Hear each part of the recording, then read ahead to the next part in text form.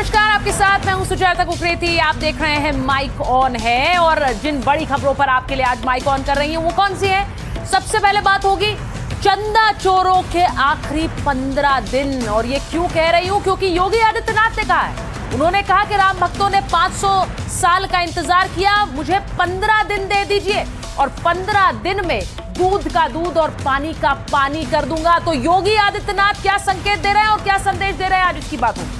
इसी के साथ बात होगी दिल्ली में उस फाइनल फैसले की जो कि टीएमसी और उद्धव गुट को लेकर होना है, क्योंकि दोनों ही पार्टियों के बागी दिल्ली भागे हैं और दिल्ली में स्पीकर लेंगे फैसला।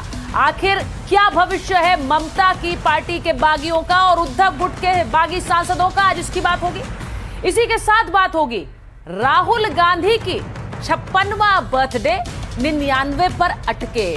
56वें जन्मदिन का सेलिब्रेशन आज राहुल गांधी का कैसा रहा और कैसे 56वें जन्मदिन पर अभी भी 99 अंक पर इसलिए अटके हैं क्योंकि 99 से बढ़कर 272 तक जाएगी कांग्रेस, तभी बनेगी अपनी सरकार और तभी राहुल पीएम बनेंगे। क्या ये हो पाएगा?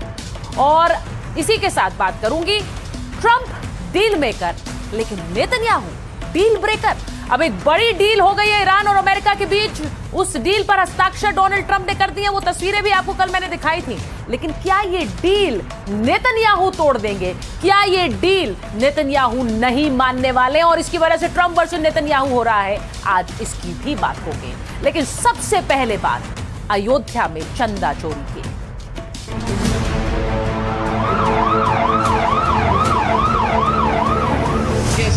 जांच दूध का दूध और पानी का पानी करके रहेगी, उसमें कोई संदेह नहीं। मंदिर में जो सेवा करने वाले लोग हैं उनके लिए जांच के लिए बताओ, अधिकारी जांच करेंगे। तो आपराधिक पहलू है वह तो एसआईटी की इंक्वायरी में निकलेगा कि क्या हुआ। 15 दिन और देखने, इंतजार कर लो, चिंता मत करो। लुटेरे हैं, चंदा चोर हैं और चढ़ावा चोर।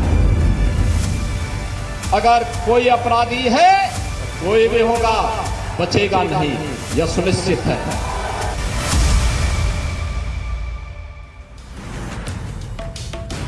अब सबसे पहले मैं बात अयोध्या की करने वाली हूं। अयोध्या में रामलला के मंदिर से अगर किसी ने चंदे और चढ़ावे की चोरी की तो उसके बुरे दिन शुरू होने वाले हैं। योगी आदित्यनाथ ने कहा चंदा चोरों के पास अब सिर्फ आखिरी 15 दिन बचे। अयोध्या चढ़ावा विवाद को लेकर विपक्ष हमलावर है। बीजेपी और मुख्यमंत्री योगी आदित्यनाथ को घेरने की कोशिश कर रहा है, लेकिन योगी ने इस विवाद से दूरी नहीं बनाई। वो सीधे अयोध्या पहुंचे और अयोध्या में कहा कि सिर्फ 15 दिन में इस पूरे मामले की तह तक पहुंच जाएगी एसआईटी। तो 15 दिन मैं इसलिए कह रही हूं क्योंकि योगी आदित्यनाथ ने सभी राम भक्तों को 15 दिन इंतजार करने के लिए कहा है। अब आपको दिखाती हूं कि योगी आदित्यनाथ आज कैसे अयोध्या पहुंचे हैं। इस पूरे विवाद के बीच बहुत से लोग ये सोच रहे थे कि योगी आदित्यनाथ शायद अयोध्या से बचेंगे, लेकिन वो सीधे अयोध्या पहुंचकर इस विवाद पर आज मुखर होते नजर आए हैं। ये देखिए योगी आदित्यनाथ की तस्वीरें। वो सीधे अयोध्या में रामलला के दर्शन के लिए पहुंचे। यहां उन्होंने आकर पूजा अर्चना की है और योगी आदित्यनाथ की इन तस्वीरों के साथ ही आज वो संदेश भी उन्होंने दे दिया कि कैसे चंदा चोरों को छोड़ने नहीं वाले।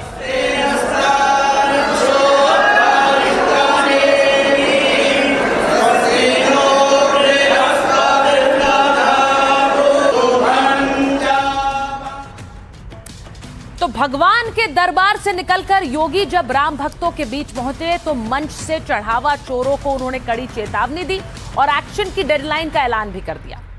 उन्होंने क्या कहा? अयोध्या चढ़ावा विवाद पर योगी का बड़ा बयान आया। भक्तों ने राम मंदिर के लिए 500 वर्ष संघर्ष किया है। 15 दिन इंतजार करो, कोई दोषी है तो नहीं बचेगा। दोनों ही इस पूरे वाक्य पर ध्यान दीजिए। 15 दिन इंतजार करो और कोई दोषी है तो नहीं बचेगा। राम मंदिर ट्रस्ट के अनुरोध पर एसआईटी जांच हो रही है। एसआईटी दूध का दूध और पानी का पानी करके रहेगी। अगर किसी के पास कोई सबूत है तो एसआईटी को सौंप दें। तो वो सीधे आम लोगों से भी कह रहे हैं कि अगर आपके पास कोई भी सबूत है तो आप एसआईटी को सौंपें। अयोध्या चढ़ावा विवाद पर विपक्ष को भी उन्होंने जवाब दिया। विपक्ष नहीं चाहेगा कि अयोध्या सम्मान पाए। विपक्ष दुष्प्रचार से अयोध्या को अपमानित करता है। समाजवादी पार्टी पर दोहरे चरित्र का आरोप लगाया। समाजवादी पार्टी ने राम भक्तों पर गोलियां चलवाई थी। एसपी नेता राम मंदिर पर उपदेश देना बंद कर दें। चढ़ावा विवाद के बहाने योगी ने कांग्रेस पर भी हमला बोला। कहा कांग्रेस चढ़ावा विवाद पर बहुत मचल रही। मंदिर बनने से रोकने के लिए कांग्रेस ने ही तो जोर लगाया था। कांग्रेस ने सुप्रीम कोर्ट में कहा था कि राम तो हुए ही नहीं। अब विपक्ष का आचरण सामने है, लोग बहकावे में न आए तो योगी आदित्यनाथ ने अयोध्या जाकर अयोध्या वासियों के बीच पहुंचकर फिर से इस मुद्दे पर विश्वास जगाने की कोशिश की है। जरा सुनिए क्या कह रहे थे योगी आदित्यनाथ। प्रभु राम ने हमें मर्यादा का पाठ पढ़ाया है, मर्यादित रहने का आचरण दिया है। हम उस मर्यादा का पालन करते हुए हमने 500 वर्षों तक, हम लोगों के पूर्वजों ने 500 वर्षों तक प्रभु राम के स्थान को लेने के लिए संघर्ष किया है। 500 वर्षों तक मर्यादित रहते हुए हमने संघर्ष किया है। 15 दिन और देख लें, इंतजार कर लो, चिंता मत करो। रामलला के मंदिर से चढ़ावा चोरी के मामले में मुख्यमंत्री योगी आदित्यनाथ किसी को बख्शने के मूड में नहीं है। 15 दिन में रिपोर्ट और एक्शन की बात कह रहे हैं, लेकिन सवाल है कि क्या अखिलेश यादव इस अयोध्या के नाम पर 27 के चुनाव की राह तैयार करना चाहते हैं? ये क्यों कह रहे हैं? क्योंकि यहां योगी आदित्यनाथ अयोध्या पहुंचे, वहां से इस पूरे मुद्दे पर अपनी बात रखी तो अखिलेश यादव ने तुरंत वहां पर पोस्ट कर दिया एक्स पर। अब उन्होंने क्या लिखा है एक्स पर, जरा ये भी देख लीजिए। उन्होंने कहा कि एक और एसआईटी बनाई जानी चाहिए। कोई अयोध्या की ताबड़तोड़ यात्राओं पर है, इन यात्राओं की एसआईटी जांच होनी चाहिए। अब अखिलेश का ये पोस्ट उस समय आया जब योगी आदित्यनाथ अयोध्या गए थे, तो सीधे सीधे अखिलेश यादव योगी आदित्यनाथ को घेरने की कोशिश कर रहे हैं। जरा सुनिए। भाजपा का धर्म का मतलब धन है, और सुना है जैसे इलेक्शन में जब बेईमानी की थी इन्होंने, कुंदरकी की, अन्य चुनावों में जहां बेईमानी हुई थी वहां सीसीटीवी फुटेज नहीं मिले थे, और सीसीटीवी फुटेज नदारद है, गायब है, खो गए हैं, क्योंकि सीसीटीवी से सीसी का राज खुल जाएगा। सीसी का मतलब तो जानते होंगे आप, चढ़ावा चोरी, चंदा चोरी। ये कभी नहीं चाहेंगे कि अयोध्या सम्मान पाए। आज दुष्प्रचार करके हमारी सप्तपुरियों में से पहली पुरी अयोध्या धाम को ये लोग अपमानित करते हैं, दुष्प्रचार करते हैं, अपमानित करते हैं। इन लोगों ने राम भक्तों पर गोलियां चलाई हैं। जय श्री राम बोलने पर लाठी भांजते थे, भगवान राम के अस्तित्व पर प्रश्न खड़ा करते थे, और हर प्रकार की बाधाएं खड़ी करके न्यायालय में अपने अधिवक्ता खड़े करके रोड़े अटकाने का काम करते थे। ये लोग उपदेश देना बंद करें। अब आपको एक बात बताती हूं, आज योगी आदित्यनाथ अयोध्या पहुंचे और अयोध्या पहुंचने को लेकर एक और विवाद खड़ा हुआ। जब भी कोई बड़ी हस्ती अयोध्या पहुंचती है, कोई वीआईपी अयोध्या आते हैं, तो रामलला के दर्शन करने जाते हैं और उनका स्वागत चंपत राय करते हैं। लेकिन आज योगी अयोध्या पहुंचे तो मंदिर से लेकर मंच तक चंपत राय कहीं नजर नहीं आए। अब माना जा रहा है कि ऐसा एसआईटी जांच की निष्पक्षता बनाए रखने के लिए किया गया है। अब कौन है ये चंपत राय जो इस बार योगी आदित्यनाथ के आने पर वहां नजर नहीं आए? चंपत राय राष्ट्रीय स्वयंसेवक संघ के प्रचारक रह चुके हैं। राम मंदिर आंदोलन के दौरान संघ ने वीएचपी में उन्हें भेजा था। वीएचपी में रहते हुए साधु संतों का एक मजबूत नेटवर्क उन्होंने बनाया। राम मंदिर आंदोलन की रणनीति बनाने वालों में वो शामिल रहे। कार सेवकों की रैलियों के मैनेजमेंट में उनकी मुख्य भूमिका थी। 6 दिसंबर 1992 को विवादित ढांचा ढहने में वो आरोपी रहे। राम जन्मभूमि मामले की कानूनी लड़ाई में उनका बड़ा योगदान रहा। दस्तावेजों, सबूतों और गवाह जुटाने में भी बड़ी भूमिका रही। राम मंदिर केस के एनसाइक्लोपीडिया कहे जाते हैं, यानी कि उनको सब कुछ पता है कब क्या हुआ। 2019 में राम जन्मभूमि तीर्थ क्षेत्र ट्रस्ट के महासचिव बने। मंदिर निर्माण की प्रशासनिक वित्तीय जिम्मेदारियां उन्होंने संभाली। मंदिर निर्माण के लिए क्राउड फंडिंग की भी कमान संभाली। क्राउड फंडिंग यानी जिन जिन लोगों ने चंदा दिया, उस चंदे को संभालने का काम उन्होंने किया। चंदा को बैंक खातों में जमा कराने का सिस्टम उन्होंने तैयार कराया। राम मंदिर में प्राण प्रतिष्ठा के मुख्य आयोजकों में से वो एक थे। विपक्ष ने मंदिर की जमीन खरीद में भ्रष्टाचार का आरोप लगाया। फिर बाद में राम मंदिर की व्यवस्था चलाने वाले प्रभावी प्रशासनिक चेहरे भी बने। अब चंपत राय को लेकर सवाल इसलिए उठ रहे हैं क्योंकि जो नाम सामने आ रहे हैं उनमें से एक चंपत राय के ड्राइवर रहे और उनकी जो संपत्ति है वो पिछले कुछ समय में कई गुना बढ़ गई। तो लोग अब सवालों के घेरे में बहुत से नामों को धकेल रहे हैं। इसीलिए आज निष्पक्षता को बनाए रखने के लिए चंपत राय योगी आदित्यनाथ के साथ नजर नहीं आए। अब श्री राम मंदिर ट्रस्ट के महासचिव चंपत राय को विपक्ष लगातार घेरने की कोशिश कर रहा है, लेकिन उत्तर प्रदेश के डिप्टी सीएम से जब चंपत राय से जुड़ा सवाल पूछा गया तो उनका कहना था कि वो राम के नाम के लिए समर्पित है। माननीय चंपत राय जी बहुत आदरणीय और बहुत ही पूज्य और ऐसे राम भक्त हैं जो राम काज के लिए पूरी तरह से समर्पित है और हम सब जानते हैं कि उनका बहुत ही आदरणीय योगदान है। तो राम मंदिर से चढ़ावा, चंदा चोरी पर राजनीति और मामले की जांच दोनों साथ साथ चल रहे हैं और जांच के दौरान संदेह का घेरा जिस पर सबसे ज्यादा कसता दिख रहा है वो टिन्नू यादव है।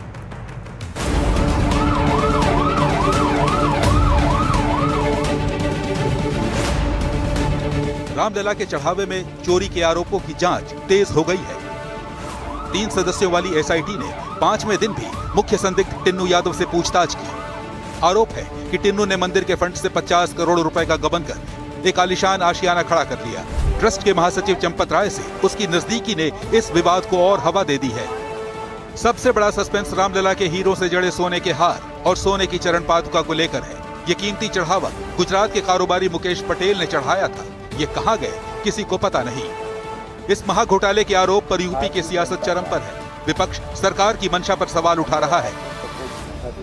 नहीं, मुख्यमंत्री तब गए जब कांग्रेस का प्रदेश अध्यक्ष कल वहां पहुंच गया। मैं वहां कल गया था, हनुमानगढ़ी में जाके दर्शन किया, भगवान राम का दर्शन किया। और जब ये पता चला मुख्यमंत्री को कि कांग्रेस पहुंच गई तब योगी जी आज गए हैं। इसके पहले क्यों नहीं गए आप? आरोप लगना अलग है, लेकिन जो गलत करेगा, मैंने पहले भी कहा, श्री हनुमान जी महाराज भी भगवान श्री राम के भक्त के रूप में उनकी सेवा में रहते हैं और जो गलत करेगा उसको सजा मिलेगी। किसी कर्मचारी आदि ने किया होगा तो उसकी जांच हो रही, जांच आने दीजिए रिपोर्ट। राम मंदिर के चढ़ावा चोरी विवाद को लेकर सबसे ज्यादा हमलावर समाजवादी पार्टी है। अखिलेश यादव रोज सरकार की मंशा पर सवाल उठा रहे हैं, जवाब बीजेपी भी दे रही है। कभी भी अखिलेश यादव ने ये नहीं बताया होगा सैयद सलार मसूद के नाम पर वो मेला लगवाते थे, बदायूं में भी और बहराइच में भी, जिसमें लाखों लोग आते थे। तो कितना चढ़ावा चढ़ा ये तो आज तक बताया नहीं उन्होंने। प्रकरण सामने आया, माननीय मुख्यमंत्री जी ने उसको बहुत संवेदनशीलता के साथ उसको लिया, गंभीरता के साथ उसको लिया, एसआईटी का गठन किया। एसआईटी की रिपोर्ट आने दे, मुझे लगता है कि सारा मामला एकदम से आईने की तरफ साफ हो जाएगा, दूध का दूध पानी का पानी हो जाएगा। मुख्यमंत्री योगी आदित्यनाथ के सख्त आदेश के बाद अब एसआईटी टिन्नू यादव की बेनामी संपत्तियों और मंदिर में आए गुप्तदान के ऑडिट की जांच कर रही है। इंतजार एसआईटी की उस फाइनल रिपोर्ट का है जो रामलला के खजाने में सेंध लगाने वाले का चेहरा बेनकाब करेगी।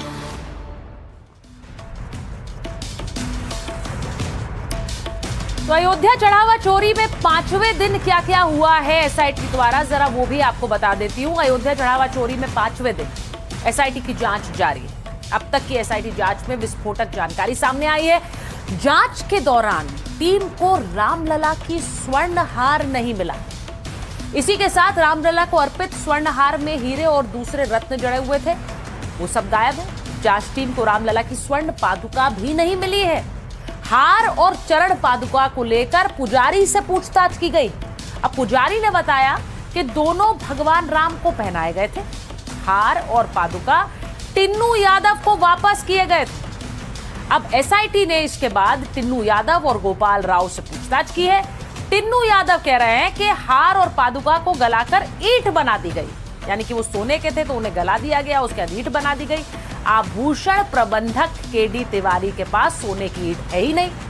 केडी तिवारी के पास हार और पादुका की रसीद भी मिली। ये भी पता नहीं चल रहा है कि आखिरी बार किसके पास थे। चरण पादुका हार की चोरी की आशंका जताई जा रही है। एसआईटी अब तक 60 से अधिक लोगों से पूछताछ कर चुकी है। ट्रस्ट के महासचिव चंपत राय से भी पूछताछ की जा चुकी है, ये भी आपको बता दूं। और ट्रस्ट के सदस्य अनिल मिश्रा से कई घंटों तक पूछताछ की गई है। अब तथ्यों के मिलान के लिए कुछ लोगों से कई बार पूछताछ होगी कि आमने सामने बिठाकर भी पूछताछ हुई है। एसआईटी अब बैंक रिकॉर्ड्स, सीसीटीवी फुटेज और डिजिटल डेटा भी जांच कर रही है और उसके जरिए तथ्यों तक पहुंचने की कोशिश कर रही है। अब से थोड़ी देर पहले समाजवादी पार्टी के अयोध्या सांसद अवधेश प्रसाद हमारे साथ जुड़े थे, उनसे मैंने बात की, जरा सुनिए। अवधेश जी, बहुत स्वागत आपका एनडीटीवी इंडिया पर। आज योगी आदित्यनाथ अयोध्या पहुंचे हैं और उन्होंने जो एसआईटी जांच हो रही है चंदा चोरी के आरोपों में, उसको लेकर उन्होंने राम भक्तों से कहा 500 साल इंतजार किया है, 15 दिन और कर लीजिए, दूध का दूध पानी का पानी हो जाएगा। प्रतिदिन लाखों लाख श्रद्धालु आते हैं और मर्यादा पुरुषोत्तम राम मंदिर में माथा टेकते हैं, आशीर्वाद लेते हैं और चढ़ावा चढ़ाते हैं। चढ़ावा रुपए पैसे का, चढ़ावा सोने हीरा जवाहरात का, ये चढ़ावा चल रहा है। लेकिन अफसोस के साथ है कि जो जानकारी मिली है, हमारे राष्ट्रीय अध्यक्ष, माननीय राष्ट्रीय अध्यक्ष आदरणीय अखिलेश यादव जी ने इस बात को क्लियर किया है कि मर्यादा पुरुषोत्तम राम के मंदिर में चढ़ावे में बहुत बड़ा घपला हुआ है, चोरी हुई है, हेरा फेरी हुई है और जिसके बारे में न तो मंदिर ट्रस्ट के लोगों का मुंह खुला न सरकार का।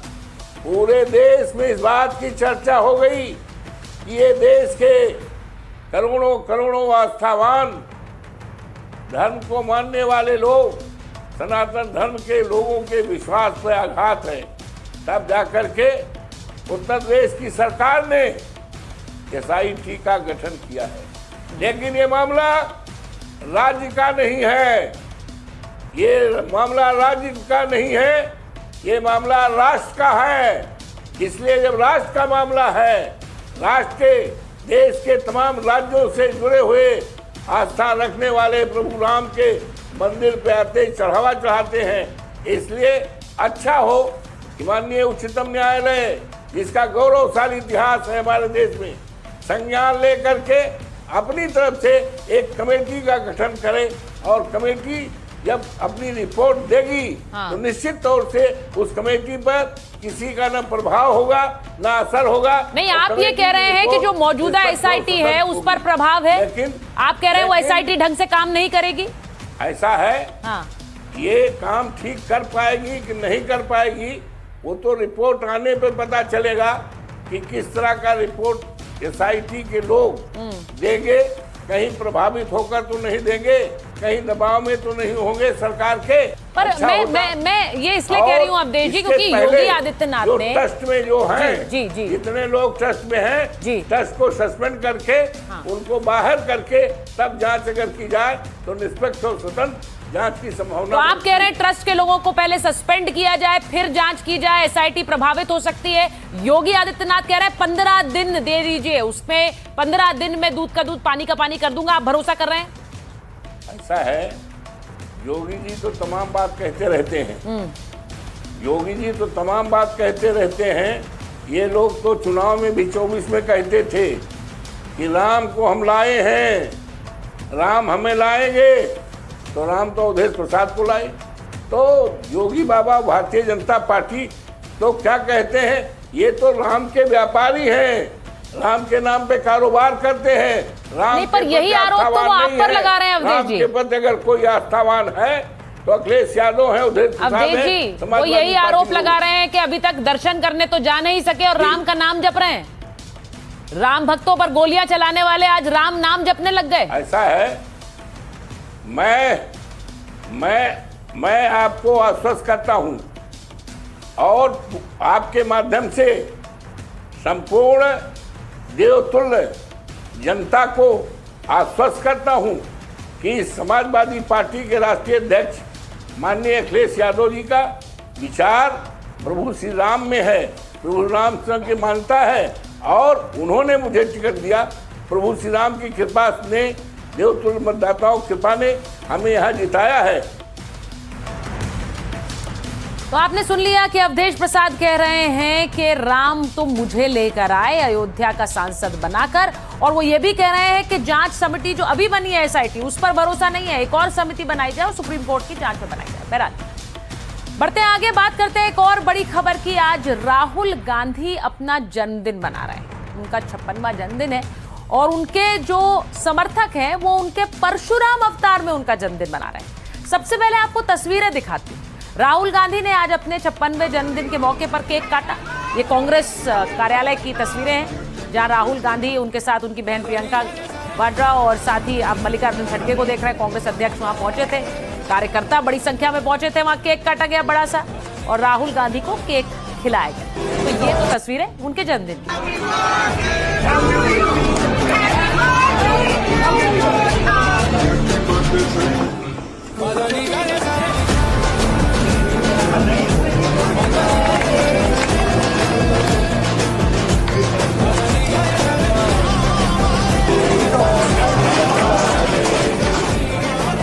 देख रहे हैं आप, कई केक्स काटे गए वहां पर। राहुल गांधी के जन्मदिन पर कांग्रेस के बड़े बड़े नेता, उनके साथ तस्वीर खिंचाने के लिए बच्चे भी पहुंचे।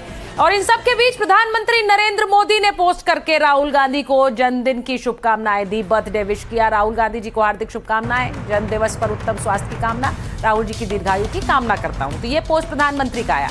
लेकिन दूसरी तरफ उनके कार्यकर्ताओं ने किस तरह से जन्मदिन मनाया ये देख लीजिए। वाराणसी में कांग्रेस कार्यकर्ताओं ने राहुल गांधी का बर्थडे सेलिब्रेट किया।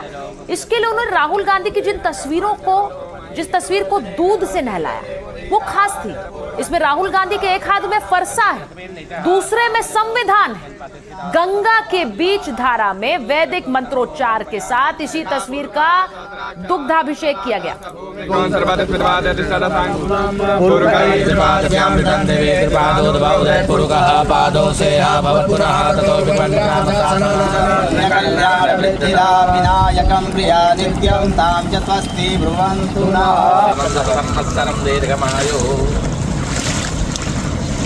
तो ये राहुल गांधी की तस्वीर और कैसे हाथ में फरसा और एक हाथ में संविधान लेकर उनके ये तस्वीर सामने आई है। अब आपको बता देती हूँ कि इस तस्वीर के मायने क्या हैं। और ये वाराणसी में हो रहा है तो उत्तर प्रदेश से भी इसको जोड़कर देखिए। 2027 से पहले चर्चा में है राहुल गांधी का ये परशुराम अवतार। बीजेपी की कट्टर हिंदूवादी छवि को चुनौती देने की एक कोशिश माना जा रहा है। सनातनी और सर्वसमावेशी छवि पेश करने की कोशिश है। अब परशुराम अवतार के जरिए ब्राह्मणों को साधने का एक प्रयास भी माना जा रहा है। न्याय और अन्याय के खिलाफ संघर्ष के प्रतीक रहे परशुराम। ब्राह्मण समुदाय उनकी विशेष पूजा करता रहा है। अब कांग्रेस दलितों और पिछड़ों के साथ साथ ब्राह्मणों को साधने में लगी है। आंकड़ों के मुताबिक यूपी में 17 से 19% सवर्ण वोटर है। इनमें सबसे ज्यादा ब्राह्मणों की आबादी करीब 10% है। कांग्रेस का मानना है कि ब्राह्मण बीजेपी से नाराज है और ऐसे में ब्राह्मणों को अपने साथ लाने की रणनीति भी बनाई जा रही है। लेकिन यह बात ध्यान रखिए कि उनके एक हाथ में संविधान की किताब भी है। तो इस संविधान की किताब के जरिए यह संदेश भी देने की कोशिश कि मौजूदा सरकार के खिलाफ जो लड़ाई होगी वो संवैधानिक मूल्यों को लेकर होगी और लोकतंत्र पर हमला नहीं सहा जाएगा, जो बात राहुल गांधी अक्सर कहते हैं। लेकिन राहुल गांधी की परशुराम जैसी तस्वीर पर बीजेपी के नेता कांग्रेस को घेर रहे हैं। गिरिराज सिंह ने तीखा हमला बोला है, जरा सुनिए। मैं जन्मदिन का बधाई देता हूं, लेकिन भगवान परशुराम को गाली नहीं दे सकता। मैं भगवान परशुराम की तुलना उस आदमी से दिया जाए जिनका अभी तक देश जानता नहीं वो किस धर्म को मानते हैं, क्या करते हैं, किसने दर्शाया, मैं नहीं जानता। देखिए, हमारे कार्यकर्ताओं ने उनको सम्मान दिया। वो जहां भी अत्याचार अन्याय हो रहा है वो एक सेवक के रूप में, परशुराम के रूप में, और तमाम आप देख सकते हैं जहां भी अत्याचार अन्याय है वहां वो खड़े हैं फरसा लेकर, संविधान लेकर, और के कार्यकर्ता उनके साथ खड़ा है। अब कांग्रेस की सफाई है कि राहुल गांधी सत्ता में बैठे लोकतंत्र के विरोधी, संविधान को न मानने वाले लोगों के खिलाफ खड़े रहते हैं, आम आदमी की आवाज उठाते हैं, इसीलिए संघर्ष के प्रति। लेकिन बीजेपी से सीधे सीधे हिंदुत्व का अपमान बता रही है। कांग्रेस पार्टी के नेता लोगों के बुद्धि पर पत्थर पड़ गया है। भगवान परशुराम भगवान विष्णु के अवतार हैं। भगवान परशुराम की बराबरी करना राहुल गांधी जी को काफी महंगा पड़ेगा। जब भी मौका लगता है कांग्रेस पार्टी और उनके कार्यकर्ता हिंदू धर्म और हमारे देवी देवताओं का निरंतर अपमान करते हैं। नहीं, उनको दूध पिला दें वो तो समझ में आता है, लेकिन भगवान के रूप में प्रतिस्थापित करना ये उचित नहीं है। और अब कोई भी भगवान हो, उनकी तुलना मनुष्य से कहाँ हो सकती है। तो राहुल गांधी पर, उनके परशुराम अवतार पर सियासी तलवारें खिंच गई आज उन्हीं के जन्मदिन पर, लेकिन दूसरी राय आम नेताओं की भी थी, उनके कार्यकर्ताओं की भी थी। वो भी आपको सुनवाते हैं कि राहुल गांधी के 56वें जन्मदिन पर आम लोग क्या कह रहे हैं, सुनिए जरा। परशुराम जी के कोई अंश के बराबर भी कोई नहीं है, इसमें पूरे विश्व में कोई नहीं है, और हम उनकी छवि अपने ऊपर उतारें तो घोर अपमान होता है हमारे सनातन धर्म का, ब्राह्मण समाज का। गांधी का जो पोस्टर आया है वो गलत नहीं है, वो सही है, क्योंकि राहुल गांधी जी ने वही फरसा पूरी कांग्रेस पे चला दिया है, गलत थोड़ी नहीं है वो। तो इनके पास यही प्रोपोगंडा बचा है, जिस तरह के इन्होंने ये कार्य किया, इससे ब्राह्मण समाज को अपमानित करने का काम किया है। ये पब्लिक है, सब जानती है। जब सत्य सनातन का एक मंदिर, राम मंदिर का निर्माण हो रहा था और निर्माण के लिए कोर्ट में मुकदमा था, तो आपने 56 वकील विरोध में उतार दिए थे। सब पता है आप कितने सनातन के रखवाले हैं। चुनाव आएगा तो आप जनेऊ धारण कर लेंगे, तिलक। भगवान परशुराम जी हमारे ही नहीं, हमारे समाज के नहीं, सर्व समाज के वो भगवान। और अब बात करते हैं बगावत की, जो कि आजकल हर विपक्षी पार्टी में नजर आ रही है। टीएमसी में बगावत के बाद आज टीएमसी सांसद दिल्ली पहुंच गए। संसद सचिवालय ने पत्र मेल भेजकर अभिषेक बैनर्जी को मिलने के लिए दिल्ली बुलाया, जिससे स्पीकर ममता गुट का पक्ष सुन सके और बागी सांसदों की मांगों पर फैसला कर सके। तो ये तस्वीरें आज अभिषेक बैनर्जी की आई, वो दिल्ली पहुंचे हैं। स्पीकर से थोड़ी देर पहले उनकी मुलाकात भी हुई है। टीएमसी सांसद स्पीकर ओम बिरला से मिलने दिल्ली पहुंचे, वो तस्वीरें भी आपको दिखाती हूँ। ये दिल्ली में अभिषेक बैनर्जी की तस्वीरें हैं। और इसी के साथ साथ टीएमसी के सांसद आज स्पीकर से मिले। शाम 5 बजे स्पीकर अभिषेक बैनर्जी की मुलाकात हुई दोनों के बीच। बागी टीएमसी सांसदों को लेकर अभिषेक ने अपना पक्ष रखा। सौगत रॉय, कल्याण बैनर्जी, डेरेक ओब्रायन मौजूद रहे। स्पीकर से बागी सांसदों की सदस्यता खत्म करने की मांग की गई। बगावत के बाद ममता गुट ने स्पीकर को पत्र लिखा था, किसी भी बागी गुट को मान्यता नहीं देने की मांग की थी। 20 टीएमसी बागी सांसद भी स्पीकर से मुलाकात कर चुके हैं। एनसीपीआई में विलय करने की मान्यता देने की मांग की गई थी। बागी सांसदों से मुलाकात के बाद अभिषेक को बुलाया था। ममता वाले गुट को अपना पक्ष रखने के लिए बुलाया गया था। कानून और नियमों के आधार पर ही कोई फैसला लिया जाएगा, ऐसा स्पीकर ने कहा है। तो अब जुगत दोनों तरफ से। एक तस्वीर आपने बागियों की स्पीकर के साथ देख ली, आज एक और तस्वीर टीएमसी के इन नेताओं की स्पीकर के साथ है। अब सूत्रों के मुताबिक मॉनसून सत्र से पहले ही स्पीकर ओम बिरला बागी सांसदों की अलग बैठने और एनसीपीआई के सदस्य के तौर पर मान्यता देने की याचिका पर फैसला कर लेंगे।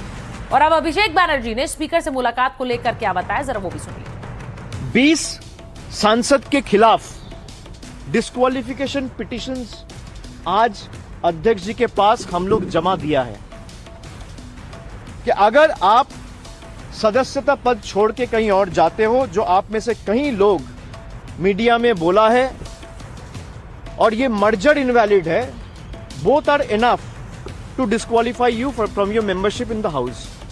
ये 20 लोग जिस तरीके से बेईमानी करके ये संविधान को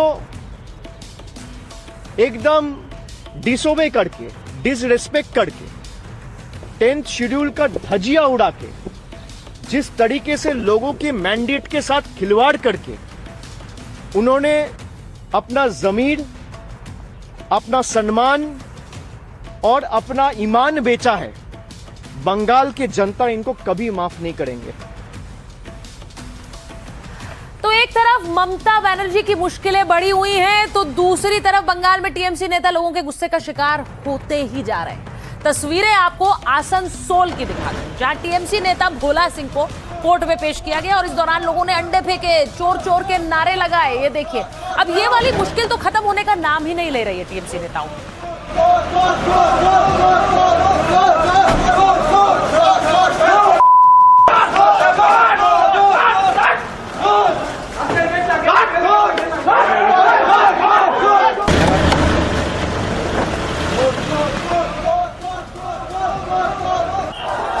एक और तस्वीर आपको उत्तर 24 परगना की दिखा देती हूँ। यहाँ देखिए, अब जिस गाड़ी में टीएमसी नेता को ले जाया जा रहा है उस गाड़ी पर ही कितने अंडे फोड़ दिए गए, इसको जरा गिन लीजिए आप।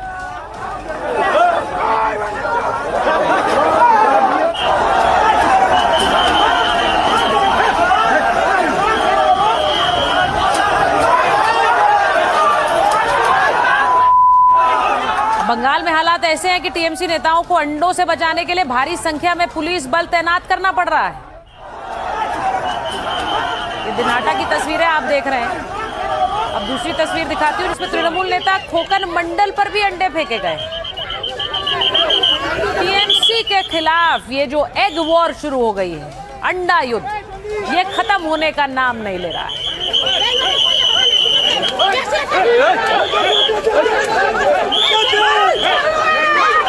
इस अंडा अटैक पर ऐसा लग रहा है सरकार की मंत्री अग्निमित्रा पॉल किस तरह से तंज कस रही हैं, जरा सुन लीजिए। क्या करे, हर टीएमसी का नेता लोग का घर में एक पत्ता, एक फाइल, डाइजीन या पैन 40 भेजना पड़ेगा। जिस तरह से अंडा खा रहे वो लोग, और वो भी सड़ा हुआ अंडा, और बहुत सड़ा हुआ अंडा का दाम बहुत बढ़ गया है। अच्छा अंडा कम दाम में मिल जाएगा, ये पब्लिक भूल जाएगा। करोड़ों रुपया का दुर्नीति किया, हम लोग का पैसा, पब्लिक का पैसा, कोई काम नहीं किया। वो पैसा लेकर आप लोग का मकान हुआ, 4 चक्का गाड़ी हुआ, पब्लिक भूलेगा नहीं। अब बात दिल्ली में होने वाले बड़े फैसले की। आज अभिषेक बैनर्जी ने मुलाकात की स्पीकर से। आपने सुना उन्होंने क्या कहा। इससे पहले टीएमसी के बागी सांसदों ने भी स्पीकर ओम बिरला से मुलाकात की थी, अपनी मांगे रखी थी, जिसका फैसला स्पीकर ओम बिरला को लेना है। दूसरी तरफ उद्धव गुट में बगावत होने के बाद भी बागी सांसदों ने स्पीकर से मुलाकात की, कहा कि उन्हें अलग गुट के तौर पर मान्यता दी जाए, जिसके बाद अब उनके भविष्य का फैसला दिल्ली में होना है। अब दिल्ली में तय होगा इन बागियों का भविष्य। सवाल उठ रहा है कि विपक्ष में टूट का जिम्मेदार कौन है। क्षेत्रीय पार्टियों में टूट को लेकर उठ रहे कई सवाल। विपक्षी पार्टियां बीजेपी को जिम्मेदार बता रही। टीएमसी में टूट के बाद ममता ने निशाना साधा था, विधायक और सांसदों पर दबाव डालने का आरोप लगाया था। कीर्ति आजाद ने कहा था कि ऑपरेशन लोटस चलाया जा रहा है, विधायकों और सांसदों को धमकाया जा रहा है, ये टीएमसी का कहना था। उद्धव गुट में भी बगावत के बाद राउत ने यही आरोप लगाए। पार्टियां टूट नहीं रही हैं, उन्हें तोड़ा जा रहा है। बीजेपी राजनीतिक पार्टियों में फूट डाल रही है। हमारा दिन आएगा और हम दिखाएंगे कि पार्टियां कैसे तोड़ी जाती हैं, ये संजय राउत कह रहे थे। पाला बदलने के लिए 15 करोड़ का ऑफर दे रहे हैं। तो बागी जिनकी पार्टियों में हैं वो सब ठीकरा फोड़ रहे हैं बीजेपी पर। कांग्रेस नेता सचिन पायलट बीजेपी पर आरोप लगा रहे हैं और बीजेपी सांसद अनुराग ठाकुर आरोपों का जवाब दे रहे हैं। ये सांसदों का इधर उधर करना, ये वोट जो चुनाव है उसको एक तरह से मजाक बना दिया है, और इलेक्टेड रिप्रेजेंटेटिव्स को जिस प्रकार से बांटा जा रहा है, पार्टियां तोड़ी जा रही हैं, विपक्ष को तार-तार किया जा रहा है, ये हमारे लोकतंत्र के लिए बड़ा गलत है। इस प्रकार से जब क्रॉस वोटिंग हो रही है, पार्टियों को तोड़ा जा रहा है और सारी संस्थाओं को दबाव में काम करने के लिए मजबूर किया जा रहा है, ये मैं नहीं समझता हूँ कि देश के हित में है। और पूरा देश देख चुका है, वो विपक्ष जो भाजपा है, जो केंद्रीय शासन सरकार चला रही है, पूरी तरह एक्सपोज हो रही है। मैं एक सीधा सवाल पूछता हूँ, अगर बाला साहब ठाकरे जिनके नेतृत्व में शिवसेना बनी, आगे बढ़ी, अगर उद्धव ठाकरे जी और उनके पुत्र परिवार से उनके पार्टी के सांसद विधायक नाराज थे और उन्होंने एक अलग खेमा बनाकर शिवसेना उसमें चलाई, इसमें भाजपा का कहाँ रोल आता है? जितने दल ये बन रहे हैं, ये अपने परिवार शासित पार्टियों के पीड़ित लोग जो हैं वो उनको छोड़कर अब सही मायने में लोकतंत्र का एक बड़ी ताकत बन रही है। अब केंद्रीय मंत्री रामदास अठावले कह रहे हैं कि मेरी भी तो पार्टी क्षेत्रीय पार्टी है, लेकिन मेरी पार्टी तो नहीं टूटी। ये पार्टी के लोग खुद अपने भावना से, अपने मन से इधर आ रहे हैं। और एकनाथ शिंदे जी को भी जो मतलब यहाँ कोई आवश्यकता नहीं थी, लेकिन एकनाथ शिंदे के नेतृत्व को मान्य करके शिवसेना के लोग आ रहे हैं। उद्धव ठाकरे जी के लीडरशिप को लोग अभी ठुकरा रहे हैं। तो इसलिए भारतीय जनता पार्टी छोटी पार्टियों को खत्म करती है, इस आरोप में तथ्य नहीं है। और मेरा बिल्कुल अपना 12 सालों में मेरा ऐसा अनुभव बिल्कुल नहीं है। दिखा देती हूं कि क्या डील को नो डील करने वाले हैं नेतन्याहू, क्योंकि ट्रंप ने तो समझौता कर लिया है, लेकिन उस समझौते को क्या नेतन्याहू तोड़ देंगे। मैं ये क्यों कह रही हूं, क्योंकि नेतन्याहू इस डील के बावजूद लगातार लेबनान पर हमला कर रहे हैं। जो तस्वीर आप देख रहे हैं, इजराइल की स्ट्राइक्स वहां पर जारी है। ये हमलों की तस्वीरें आज आई और लेबनान पर इजराइल की स्ट्राइक्स के बीच तस्वीरें ये भी आ रही है कि लेबनान छोड़कर लोग भाग रहे हैं। न सिर्फ विस्फोट की आवाज, बल्कि लोग देश छोड़कर जा रहे हैं। ये तस्वीरें देखिए, लोग अभी भी देश छोड़कर इसलिए भाग रहे हैं क्योंकि इजराइल लगातार बमबारी किए हुए है। और इसका मतलब क्या है? इसका मतलब क्या ये है कि नेतन्याहू झुकने वाले नहीं। ईरान अमेरिका के बीच 17 जून को समझौता हुआ। एक दिन बाद इजराइल ने लेबनान पर हमला किया। हिजबुल्लाह के बहाने 11 शहरों पर बमबारी की। हमलों में कम से कम 18 लोगों की मौत हो गई, 33 लोग घायल हो गए। अभी कई लोगों के मलबे में दबे होने की आशंका है। समझौते के मुताबिक लेबनान पर हमले रोकने थे। पीएम नेतन्याहू ने हमला रोकने से इनकार कर दिया। आईडीएफ ने 80 से ज्यादा ठिकानों पर हवाई हमले किए। इजराइल के राष्ट्रीय सुरक्षा मंत्री ने बड़ा बयान दिया, अब पूरा लेबनान जलना चाहिए। राष्ट्रीय सुरक्षा मंत्री कह रहे हैं आज अमेरिका ईरान के बीच बातचीत भी रद्द हो गई। अमेरिकी मीडिया एक्सियोस के हवाले से खबर आई कि लेबनान पर हमले बने बातचीत रद्द होने की वजह। ईरान ने कहा कि पहले लेबनान पर हमले रुकने चाहिए, हमले रुकने की गारंटी दे, तभी आगे की बातचीत होगी। तो इसीलिए कह रही हूं कि क्या जो डील ट्रंप ने की, उस डील को तोड़ने वाले बनेंगे नेतन्याहू? सोचिए इसके बारे में।